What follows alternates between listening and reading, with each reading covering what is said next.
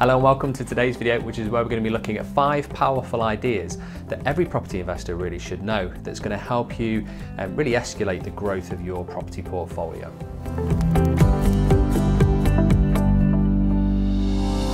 Okay, so the first one is property networking. And this is something that's quite difficult to get started with initially if you're not that type of person or you're not that type of mindset that really enjoys going out and property networking. And I certainly wasn't when I first started in property, but it gives you some fantastic experience, and it also gives you some fantastic contacts in your property career with the people that you're going to meet at those property events. So there's lots of different property networking events now all across the UK, from branded ones that will promote certain kind of strategies or ideas or maybe even training, all the way through to more independent ones that are going to be less sales orientated and more about the connections that you'll meet within the kind of the group. I'd recommend trying both and just see which is the right kind of fit for you. If you've got lots of time, that's great. If you're short on time, maybe stick to the independent ones to start off with. I think they're really good for getting some fantastic local contacts. So when I first started in property, the benefit that I had from going to property networking events was meeting some real key connections that I still use in my property business today. So the refurbishment teams that we work with regularly, that was all garnered from going to property networking events and meeting some kind of key people. Also through recommendations as well. We've used trades and refurbishment contractors via recommendations from other people and other industry experts who we've met at those events. Also through to letting agents. The letting companies that manage our portfolios now, bar none, I think actually we all met at networking events, and they've continued to deliver on the properties that we give them, the tenant find, the management, all the kind of things that encompass running a successful property portfolio. The letting agents that we've worked with, that we've met at those networking events, have been fantastic. All the way through to mortgage brokers. You'll get other types of contacts, solicitors, things like that as well at networking events. But those kind of key cornerstones and foundations of what's going to manage and help you grow your portfolio, refurbishment teams, letting agents, mortgage brokers, typically they're going to be the bedrock of most investors. So I'd recommend going along to some networking events, even if it feels a little bit out of your comfort zone initially. I think it will really help kind of accelerate your growth.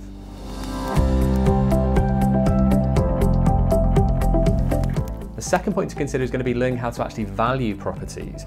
And if you're starting out in property, again, it might seem a little bit difficult to try and understand what to consider, what to look for, how you compare one property to another.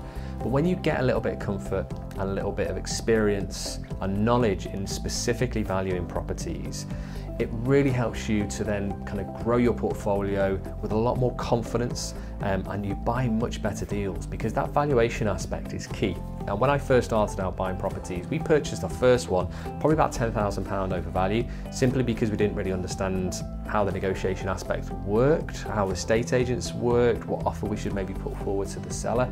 And you get that with experience, but you can also speak to other investors, you can speak to other landlords, letting agents, estate agents, and just really get yourself involved in that particular process. And that will really help you when it comes to valuing properties, because then you can kind of leverage and use other people's experience. So if you're particularly focusing in one key area, for example, then speak to a number of other contacts, try and understand how much a 3-bedroom terrace is in that location, or a 3-bedroom semi-detached, or a 1-bedroom apartment, whatever it is you're focusing on, and you'll get a very good range of what prices should tend to kind of fall within.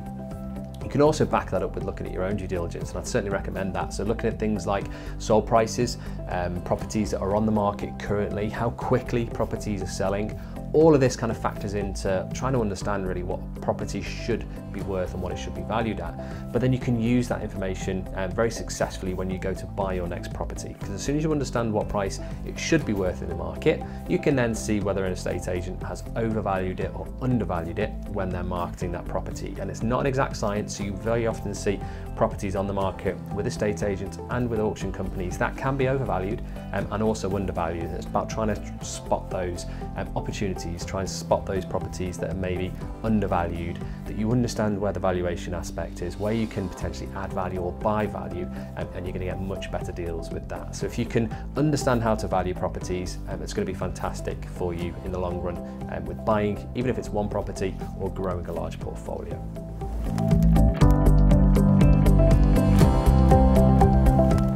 Next up is understanding how to spot motivated sellers. And this is quite often, I suppose, undervalued by a lot of investors, where they anticipate, because a property is on the market for sale, there's obviously a reason why the property is kind of being sold, and they anticipate that that might be a motivated seller. Or they look at properties and forget the kind of the reason why the vendor's looking to kind of sell that property. But it is a key factor. You want to try and understand how motivated the vendor is about selling that property, whether it's a semi-detached house or a commercial development or a one-bedroom flat. There's always reasons why somebody wants to sell the property, and it might be a reason that will put you off from buying. So there's issues with the neighbourhood or the neighbours, or there's a development that's happening close by that's really going to kind of bring down or change the area. So that's important to understand. But it's also trying to understand the motivation behind the seller, because all vendors want to sell. That's why they're on the market, or that's why the property is being advertised for sale. But you really want to focus in and target those vendors that need to sell. So they have maybe a predefined time frame in which they want to sell that property. So it might be a couple of weeks, a month, a couple of months, but they have a date in mind of when a life event is going to happen that means they have to sell that property. So maybe it's because they're relocating, or maybe it's because they've found a new job or lost a current job. Even things like probate, if a property's been left to a family member or a friend in a will, and they want to sell that property because of the attachment to it or because of the family memories there. These types of properties will sell eventually for a price that works for the buyer and the seller. But the reason why the seller is selling that property is because they have a particular need to sell that property, rather than just a more kind of want to sell that property, if that makes sense. So it's really trying to focus and understand what the reasons are for the vendor selling that property. Try and target and focus on properties where the vendors have a specific need to sell the property. And then as an investor, you can add the most value to that deal, because maybe you're in a position where you're buying cash, so you can offer them a very quick sale, which is very beneficial for them. Or maybe you're in a position where you already have your finances ready, you're not in a chain, you're not like a traditional homeowner where you're selling one property to maybe buy another one. So you can certainly offer more benefits and advantages to a seller of a property by being an investor. Only if you can really though understand what their motivation is for sale can you bring those elements into that deal and really offer them those benefits. So hopefully that helps give you a bit of an understanding on why it's important to really understand the reasons why a vendor is selling that property, and to try and target and focus in on those motivated sellers.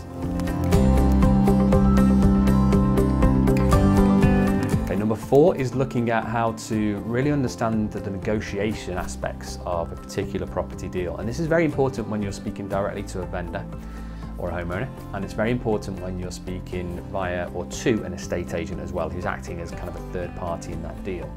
Because the negotiation aspect, more than just understanding how to value a property and the reasons why a property or a vendor is on the market for sale, it's about trying to bring those elements together and then use that within a negotiation aspect to try and get as much value in that particular deal as possible, because you're going to make the majority of the money when you buy. You obviously can't turn back time, you can't change that scenario, so you want to buy right, you want to make sure you don't overpay for a property, and if you can lock in as much equity at the initial stage when you buy that property, it's going to help you longer, or in the long run, and give you much more opportunities and potential exit strategies, because you have value in that deal. So negotiating a property is very important, especially when you consider the value of property. If you're negotiating, let's say, 5% discount on a £100,000 property, 5% doesn't sound a lot, but it's £5,000. So in the grand scheme of things, over and above other things that you might negotiate on, even high value items like a car, or low value items, whether it's an item at a shop or if you're on holiday, those type of things. Understanding how to negotiate property deals is very important. It's going to save you thousands of pounds, and it's something we go into depth in our VIP property training course, because it's so important. But to give you some kind of little tips, when you're speaking to, for example, an estate agent, it's important to understand what side of the negotiation they're coming from. They work on behalf of the seller, so they're going to try and get the seller the best possible price. Obviously, you as an investor want to buy the property at the best price for you. But during that negotiation period, the more information you have, so valuing a property correctly, understanding the vendor's reason and motivation for sale, and really it starts at the viewing stage as well, trying to speak to the estate agent in a way that's going to give you as much information as possible and outline your position, so the benefits of your offer, i.e. maybe you're a cash buyer, or maybe you can purchase the property quick, or maybe you have all of the things already in place, so your solicitors, your mortgage, all that side of things. Bringing those advantages to the table when you put an offer forward is very important. So kind of 2 tips there really. What we do when we're dealing with estate agents is really try and outline what that offer includes. So not just a price for the property, but the benefits that we're providing with it, and also maybe the reason why that offer is the way the offer is. So because of local comparison properties, or maybe the cost of a refurbishment. So we try and break that down in the offer letter when we speak to estate agents. So that's very important to do. Try and outline your offer correctly to the estate agents will really help.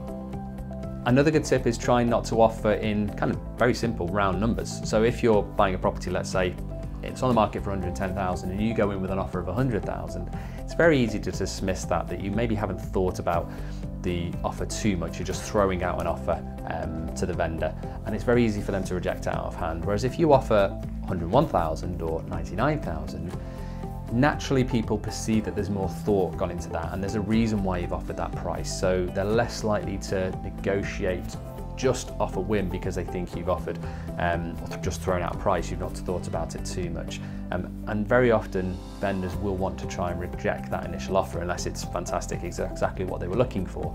Very often they'll try and reject that offer to get you to offer higher, and that's what estate agents are taught to do. So it's important to understand how you present the offer in the negotiation phase, and also what figures you use for that offer. So hopefully that helps.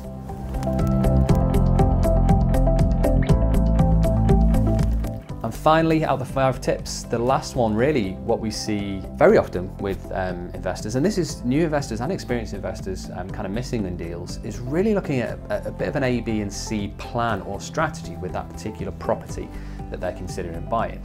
So very often property investors will go into a deal and look at it and think, okay, well it maybe works as a development or as a buy-to-let or as a HMO, whatever their strategy might be. But it's important to kind of consider what the fallback plan is. So if your plan A doesn't work, do you have a plan B and a plan C that makes that property work without having to sell it, without having to exit it earlier than you'd maybe anticipated? Because obviously that can affect potentially what you sell it for and the deal that you will get on that property. You don't want to become obviously a motivated seller yourself. So it's important to have some extra ways to make that property work. So looking outside the box, trying to have a couple of other strategies that work for the property. That's why we look at about 7, I think it is, or 8, or 9, I think we've added some more strategies recently into the training course. So about 9 different strategies in total currently in the training course. And that's why we look at the wide variety of options when it comes to property investing, because if you then go and look at a property deal, you can try and understand what can work as a plan A, a plan B and a plan C. So whenever you're looking at your next property deal, I'd recommend having an idea of potentially some other strategies that could work, factoring all these other kind of key tips that we talked about in this video into your next purchase, and hopefully that should really help you buy and focus in on the very best deals and really help you grow your property portfolio as well. So hopefully that's helped. Any questions about the video, anything we can help with, please feel free to leave it in the comments below this video, and always happy to help. All the best, take care. Thank you for watching this video. If you like this content and you'd like to join our free online property training course, we've got a link for it on this page. And in there we cover a range of different property strategies to help you get started, either building a long-term property portfolio or creating a cash-flowing property business.